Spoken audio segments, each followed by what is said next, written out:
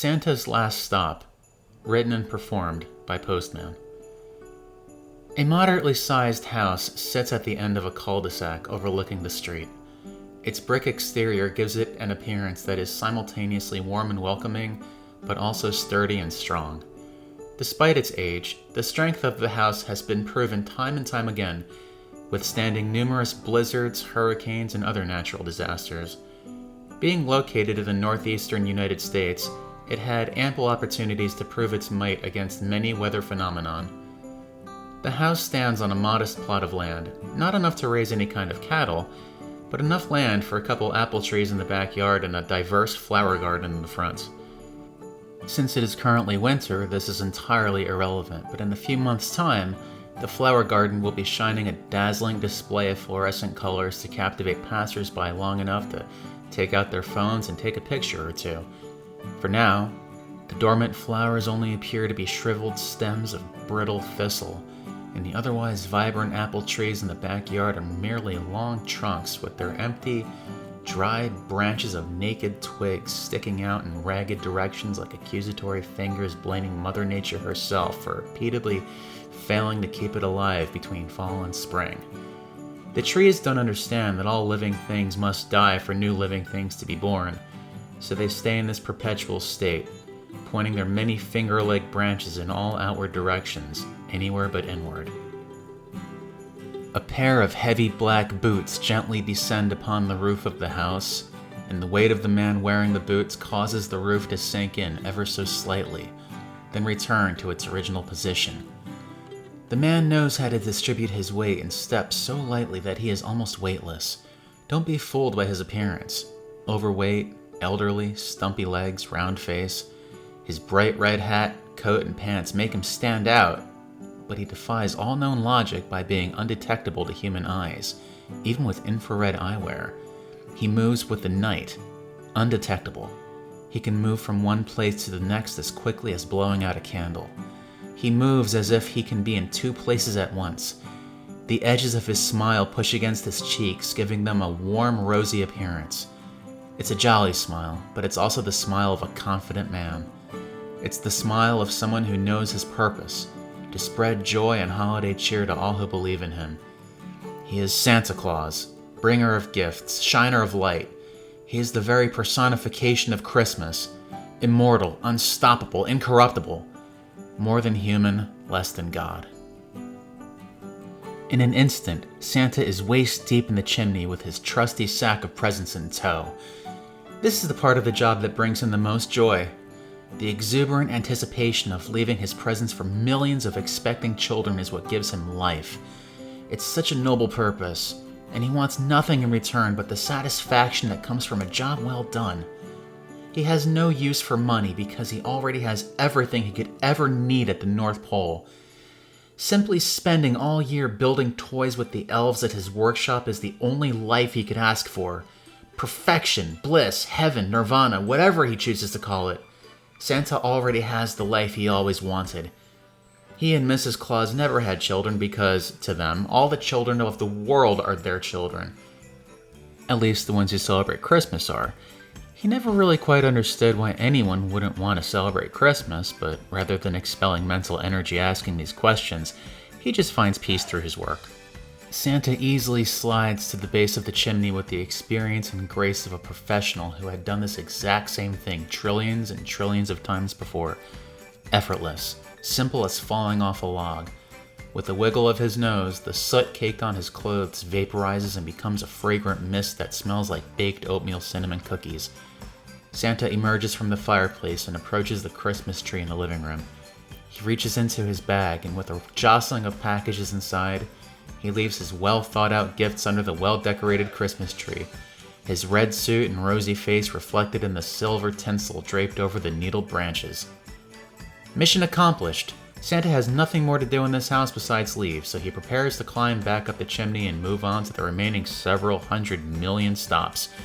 From the looks of it, he's actually running ahead of schedule tonight thanks to pleasant weather, so he should be back at the workshop just in time to watch the sunrise with Mrs. Claus. There are hardly any clouds out tonight, and the bright, shiny mood made navigation a breeze. The only thing Santa loves more than delivering presents to children is spending those precious moments with Mrs. Claus. He's the only one who knows her first name. It's Martha. It's her and Santa's most precious secret. Santa is now climbing back up the chimney, bag of toys in hand.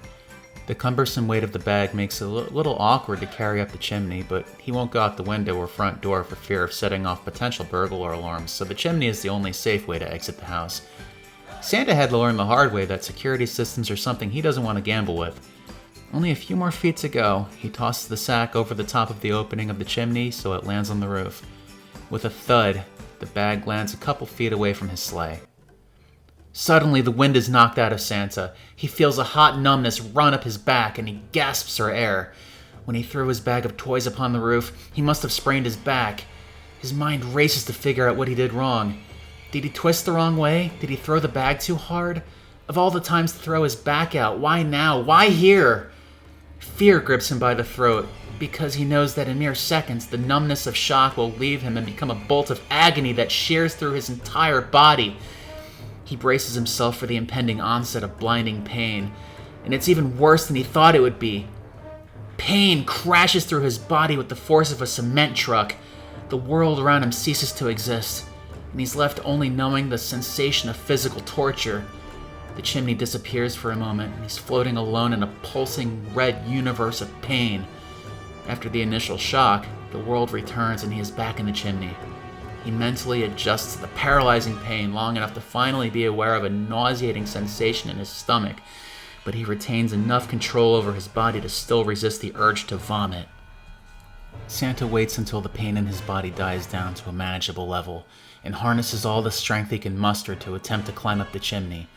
Another lightning bolt of pain. He stops and waits some more. An hour passes. He tries again. Pain and failure. He waits another hour. Another failure. Another attempt and another failure. Mentally and physically defeated, Santa Claus can only wait. Wait for what? What is left to wait for? Rescue? Who will rescue him? He calls out to the reindeer, but he can't get enough air in his lungs to shout loudly enough for them to hear because of the cramped and confined way he's stuck in the chimney. Santa wonders what the reindeer will do without him to direct them back home. He wonders if they will know how to fly back to his workshop without him, or if they will just wander through the neighbors' backyards eating garbage or roadkill or worse. What hope for survival do 8 domesticated reindeer have in an unfamiliar environment like suburban America? Santa must have blacked out because he begins to hear birds singing in the still dark early morning air. An acidic taste creeps into his throat and up his mouth as he realizes with horror that it's already morning. Santa resigns himself to the cruel reality that hundreds of millions of children will be getting nothing for Christmas through no fault of their own.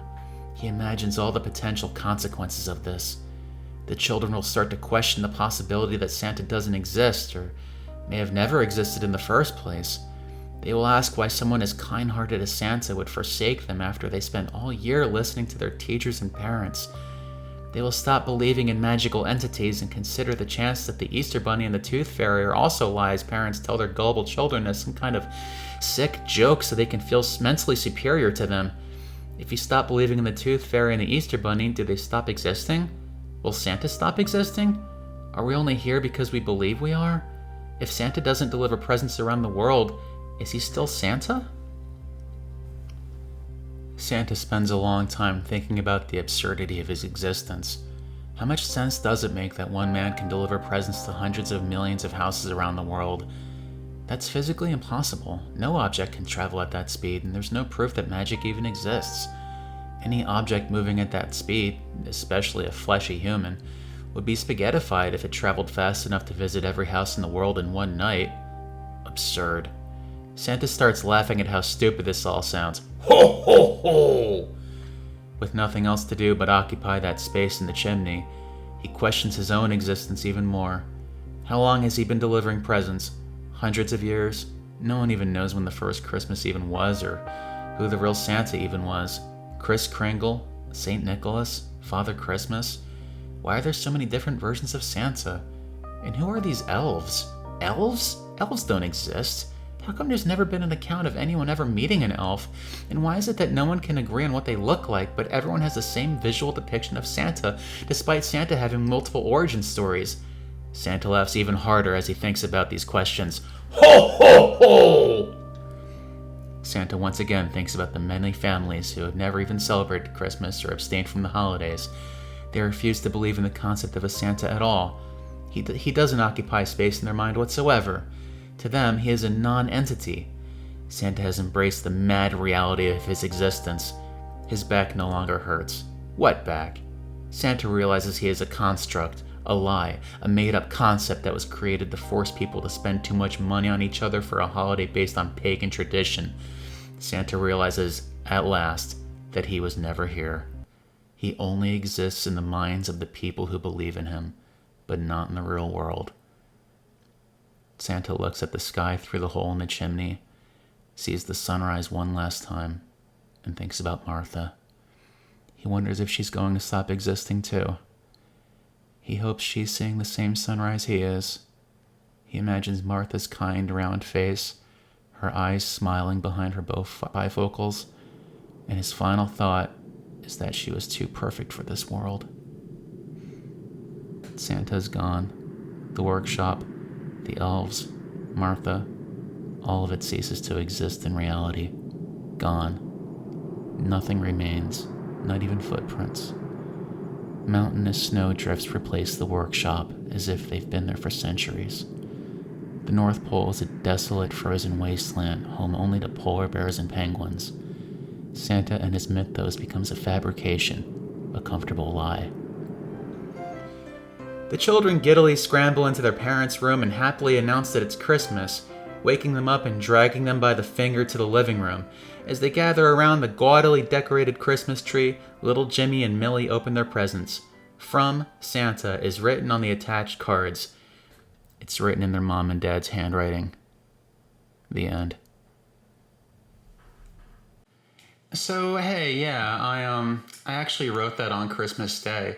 And I had the day off, so I just had like all the time in the world to just write something. And I was just feeling, I had the idea in my head and I just wanted to write it. And I know it's a few days past Christmas, but whatever. I really just wanted to get the story out there because, I don't know, I haven't written in a while and I kind of felt creative lately.